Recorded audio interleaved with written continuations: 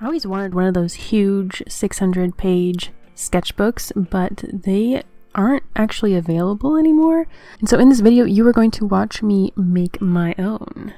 The advantage to making my own sketchbook is that I can choose the papers that I want. And I wanted something kind of cream colored, but really affordable. And the closest thing that I could get is actually a pad of manila paper, a very inexpensive sketch paper that you might use in school. It has a very unpleasantly rough surface, and I start by tearing all of these sheets down.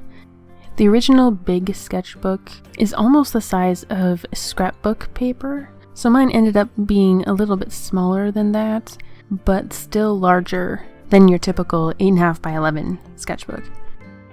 For this particular sketchbook, I'm going to stick to using materials that are actually really easy to find. Bookboard that I ripped out of a broken binder I found in the basement, some colored craft thread, a needle with a large eye hole to fit that thread, some ribbon, and plain old white glue. The size of these pages called for a large piece of bookboard that I guess must be 12 inches tall because I cannot fit a piece of scrapbook paper around it. So since this is just for me, I am cutting off a few extra pieces of scrapbook paper just to curve around the bottoms. It would look a lot better, but you gotta do what you gotta do, right? But before I glue the papers onto the board, I like to pre-crease it and put it on as if it was glued, and then line up the ribbons along the edge because they have to be inserted between the paper and the board. This is a slightly less common, I think, method of making books, but I personally really like it because of the way it creates a spine that is really flexible and everything lays flat. But it is kind of a pain in the butt. I've inserted my ribbons and now I am putting glue on them, and then I'm just going to add some duct tape here just for my peace of mind, just a little extra. Make sure they're in there.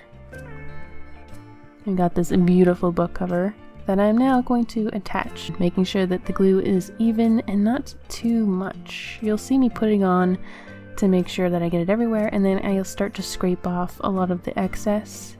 And I have to work quickly or else it'll leave dry spots, which leads to air bubbles. So I am squeezing out those bubbles.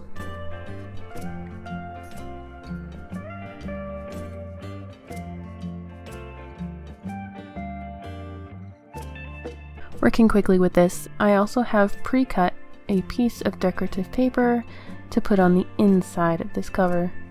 As long as I can do this quickly enough before either side dries, if both sides are equally moist with the glue, it's less likely that I will have to press this under a stack of books or something. It's still a good idea, but I probably just moved on at this point.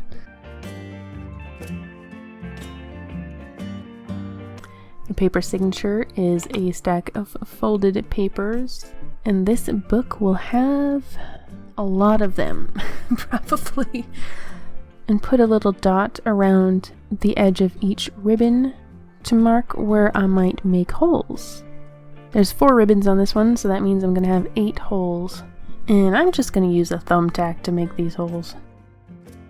I've already put the needle on the thread for some reason, and I would pull as many lengths of this thread as there are signatures. So if I had a book with 3 signatures of paper, these little folded packets, I would pull the thread 3 times the length of the signatures plus 1 extra signature length so that I can work with it.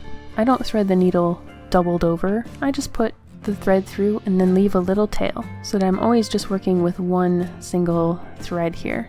And I'm going to tie a nice big fat knot at the end of it. This method of binding does require a little bit of extra dexterity, so if you try this, don't feel bad if it doesn't go great the first time you try it. And for the purpose of describing what I'm doing, I'm going to, let's say, label each signature with a number and then every hole with a letter. I'm going to push my needle up from the inside of the signature out through 1A. And the part that requires dexterity is that I have to hold this cover in place. I'm going to bring this needle over the ribbon and pull it through 1B. back out through 1C. And I am just sewing over each ribbon, pretty much. That's why you have to hold it, because the ribbon is not actually attached to the signatures, it's just sitting nicely inside the string.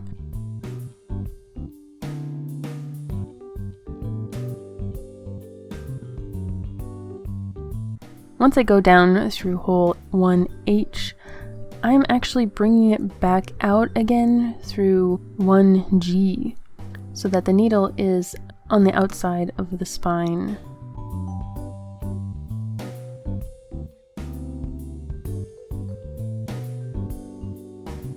To connect the two signatures, the thread comes out of 1G and directly into 2G right next to it.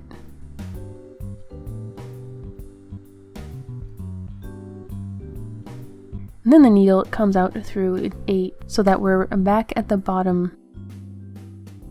Now before I go back along signature number 2 up to the top, every time I pass over a ribbon, I'm going to pass the needle under the previous string, and usually only the previous string, so that it makes a nice little twist.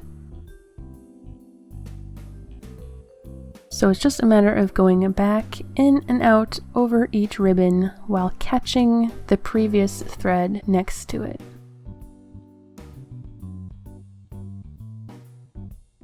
Just like the previous one, I've made it all the way through the bottom, and I'm going to bring the needle back up through hole 2B, add signature number 3 to my stack, and push the needle down into 3B next to it, and then out through 3A, so that we are back at the bottom. And just like the previous one, when I go over this ribbon, I am going to go underneath the previous thread and only the previous thread. For best results, I tend to pull it through the side of the twist closest to the hole that I am going into, just because it looks better that way, but it doesn't actually matter. I'm going back over every ribbon while sliding the needle through the previous thread and only the previous thread.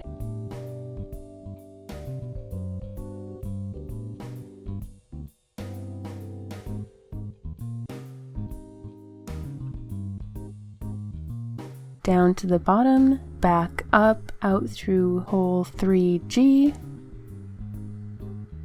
and then adding signature number 4, attaching it by pushing it through hole 4G, and then back out through 4H to start the process again, going over each ribbon while grabbing the previous thread and only the previous thread on the way.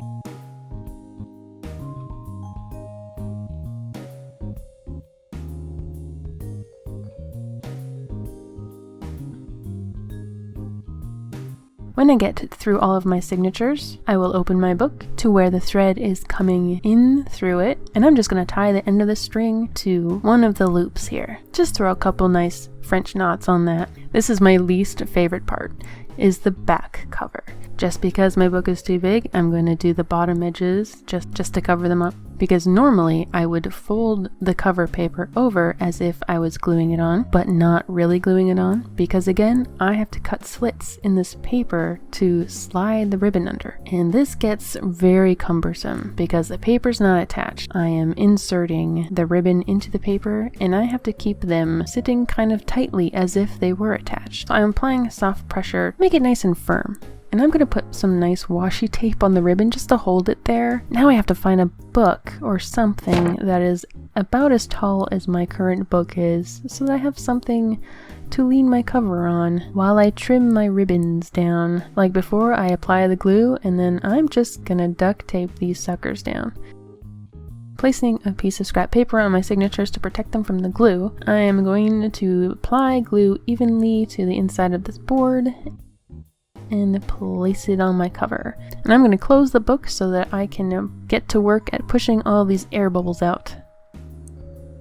I would fold the corners in first before doing the sides, but there aren't any corners because my paper's too small.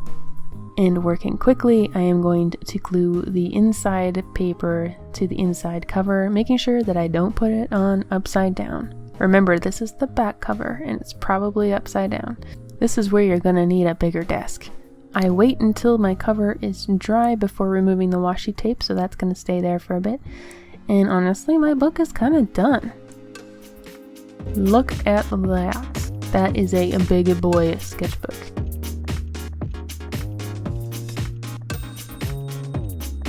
Opens flat, almost as flexible as a coil bound book, and it's ready for sketches.